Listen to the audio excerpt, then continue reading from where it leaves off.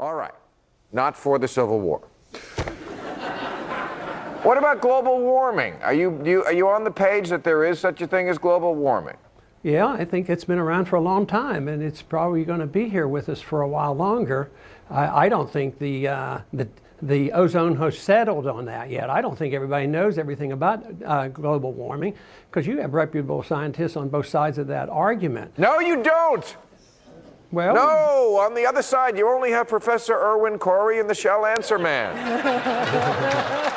I mean, the reason I'm bringing this up is to say, even as someone who I consider myself somewhat of a libertarian, I think there are some jobs that are so enormous that only the government can do it. And I would put, at this point in our very tenuous history, global warming in that list. Don't you think the government has to do something about global warming? Well, then you have to deal with the volcanoes, and you have to deal with the pollution of China. So do you want to invade China to make sure they don't pollute?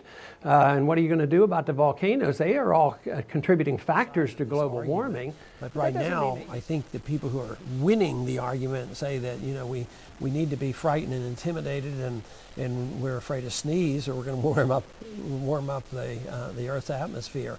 I think it's pretty important, but you know, protection of all things environmental can be done through property rights. You know, if we live on a river, you're not allowed to pollute my part of my river.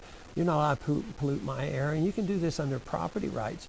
But this whole idea of global warming is more difficult because there's some pretty good history to show that, you know, the Earth has gotten warm and sometimes cooler and back and forth, but we shouldn't ignore it. But I don't think I just urge people to read both sides of that argument rather than going off on the deep end on either side. You are, I believe, 72 years old? I'm 72. 72. But you have a